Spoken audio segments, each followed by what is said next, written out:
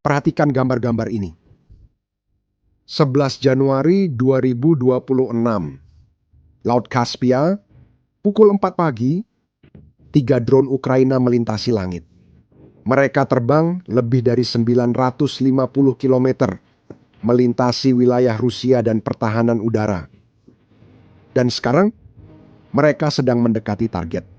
3 platform minyak Lukoil memompa ribuan barel per hari dan menghasilkan jutaan dolar yang digunakan Putin untuk membiayai perang. Drone-drone itu mendekat, lalu boom! 3 platform, 3 serangan sekaligus. Pada jarak 950 km dari garis depan, Ukraina baru saja menghantam jantung kekaisaran energi Rusia di sisi lain negara itu. Tapi serangan-serangan ini bukan hanya unjuk kekuatan. Ini adalah pukulan terakhir bagi sebuah perusahaan yang memang sudah sekarat. Karena 18 hari setelah serangan ini, Lukoil akan melakukan sesuatu yang tak terpikirkan. Terus tonton, karena kami akan menjelaskan bagaimana tanpa melepaskan satu pun tembakan konvensional, Amerika Serikat dan Ukraina baru saja memutus arteri yang membuat perang Putin tetap hidup. Tapi tunggu dulu, kamu pikir ini semua dimulai dengan drone? Salah. Semuanya bermula dari panggilan telepon 3 bulan sebelumnya di seberang Atlantik Oktober 2025. Donald Trump menutup telepon, satu lagi negosiasi yang gagal dengan Putin, dan dia sudah muak. Trump menatap para penasehatnya dan mengatakan satu hal yang akan mengubah segalanya. Sudah selesai. Mari kita hancurkan sumber uangnya. Itu bukan hanya mengencangkan baut, tapi pembongkaran terkontrol. Sasarannya, 2 sapi perah Putin, Lukoil dan Rosneft. Sanksi yang akan segera diumumkan oleh Trump memiliki satu tujuan, memotong urat nadi keuangan Rusia. Dan itu berhasil dengan cepat. Hanya butuh 1 minggu bagi Lukoil untuk masuk ke mode panik total. Bayangkan kamu membangun sebuah rumah selama 30 tahun, batu demi batu, lalu seseorang berkata, "Kamu punya 1 minggu untuk menjual semuanya, atau aku akan membakarnya." Itulah yang dilakukan Trump. Lukoil menyatakan siap menjual semua asetnya dan memang punya banyak yang bisa dijual. Kilang minyak raksasa di Bulgaria dan Rumania, pom bensin yang tersebar di seluruh Amerika Serikat dan permata mahkotanya. 75% dari West Kurna 2 di Irak, salah satu ladang minyak terbesar dunia, menghasilkan hampir 500.000 barel per hari. Semua dijual dengan papan terima tawaran. Namun, inilah detail yang tak disadari saat itu. Lukoil berbeda dengan Rosneft.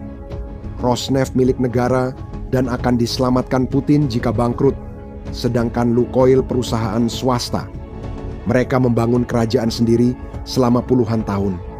Itu seperti menodongkan senjata ke kepala orang tanpa rompi anti peluru.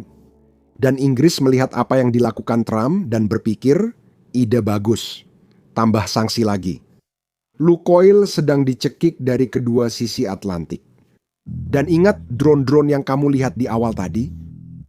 Desember 2025. Serangan pertama, lalu berikutnya, dan serangan berikutnya. Ukraina tidak hanya bertarung dengan para prajurit. Mereka juga menghancurkan apa yang membuat mesin perang Rusia tetap berjalan. Mereka menyerang minyak. 11 Januari, 3 serangan sekaligus. Gambar-gambar yang Anda lihat, 3 kilang Lukoil terbakar. Lukoil sedang dikepung secara sempurna oleh Barat. Sanksi memutus penjualan. Drone meledakkan kilang-kilang itu. Tapi ada seseorang yang benar-benar tidak diduga oleh Putin akan berbalik arah. Seseorang yang telah menjadi sahabat terbaik Rusia selama perang. India, November 2025. Reliance, salah satu perusahaan terbesar di India, mengumumkan akan berhenti membeli minyak Rusia. Alasannya? Takut. Trump menegaskan, siapapun yang membeli dari Rusia akan menanggung akibatnya. Itu lebih efektif daripada rudal apapun.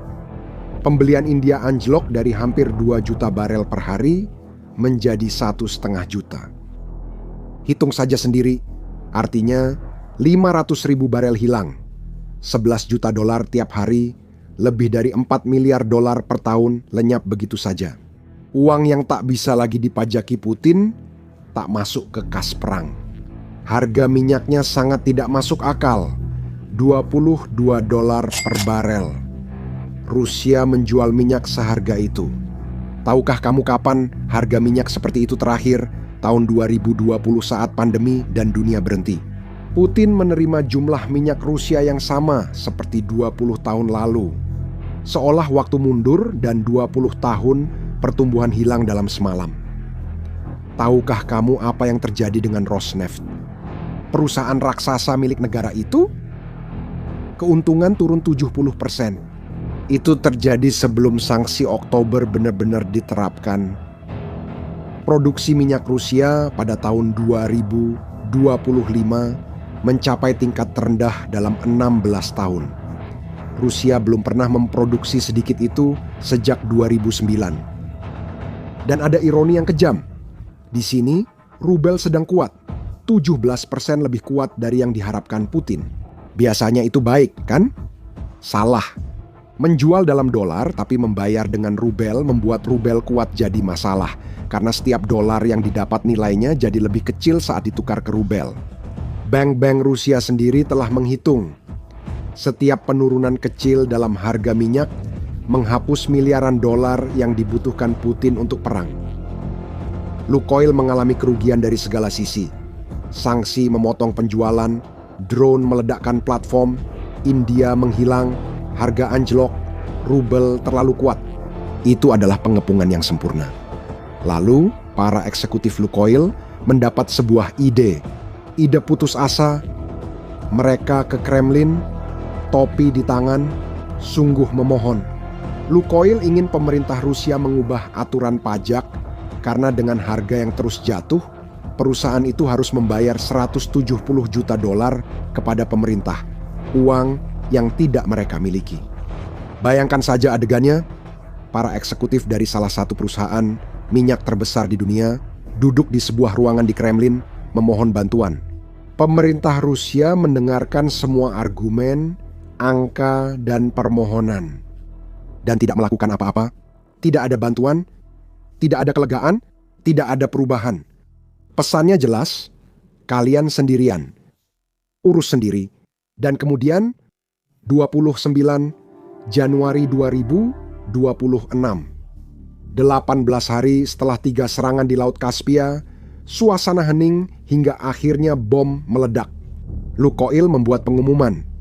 Sebuah pengumuman yang mengejutkan seluruh dunia. Sebuah kesepakatan. 22 miliar dolar. Lukoil menjual seluruh kerajaan internasionalnya. Kilang, stasiun pengisian bahan bakar umum ladang minyak, hasil pembangunan puluhan tahun, dan miliaran investasi. Semuanya dijual. Pembelinya, disinilah ceritanya menjadi semakin mengesankan. Carlyle Group adalah perusahaan investasi Amerika berbasis di Washington. Biarkan itu meresap. Lukoil yang memproduksi 2% minyak dunia baru saja memindahkan markas internasionalnya dari Moskow ke Washington. Dari Putin ke Trump, dari Kremlin ke Gedung Putih, dari musuh menjadi sekutu. Kesepakatan ini mencakup hampir semua yang telah dibangun Lukoil di luar Rusia. Kilang minyak di Bulgaria, kilang minyak di Rumania, stasiun pengisian bahan bakar umum di Amerika Serikat, ladang minyak di Irak. Semuanya dijual. Bagi Putin, ini bencana ekonomi. Karena setiap barel yang dijual Lukoil menghasilkan pajak. Pajak yang membiayai tank, rudal, tentara. Pajak yang menjaga perang tetap hidup.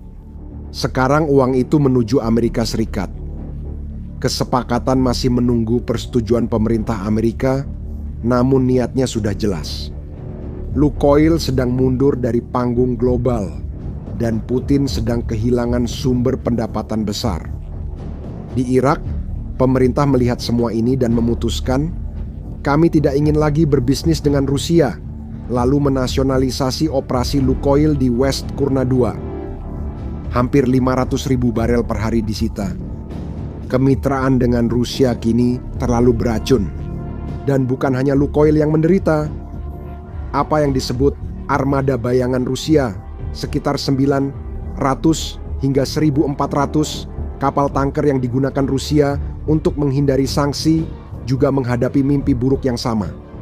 Para pembeli India merasa takut, kilang-kilang menolak untuk berbisnis, dan skema yang telah berjalan selama bertahun-tahun itu kini runtuh. Saat semua itu berlangsung, harga-harga terus turun. $34 per barel. Itu adalah harga rata-rata minyak Rusia. Sekarang sudah naik sedikit dari $22 naik, tapi tetap saja itu adalah sebuah bencana, dan arahnya hanya satu, ke bawah. Tekanannya semakin meningkat.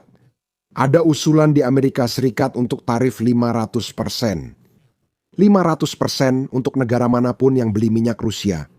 Jika jadi undang-undang, pasar minyak Rusia benar-benar kolaps dan tidak akan ada yang tersisa.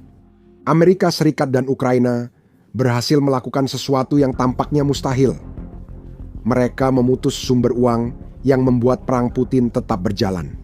Drone-drone Ukraina membakar platform fisik, sanksi-sanksi Amerika membakar model bisnisnya. Bersama, mereka memaksa salah satu perusahaan minyak terbesar di dunia menyerahkan kerajaannya. Di Rusia, ini pukulan ekonomi besar. Bagi Lukoil, ini penghinaan berat. Lukoil dan produsen terbesar Rosneft dijatuhi sanksi oleh Amerika Serikat pada Oktober lalu. Itu bagian dari upaya Presiden Amerika Serikat Donald Trump menekan Rusia agar setuju mengakhiri konflik di Ukraina. Dan bagi Putin, ini adalah satu lagi tanda bahwa perang ini terlalu mahal biayanya.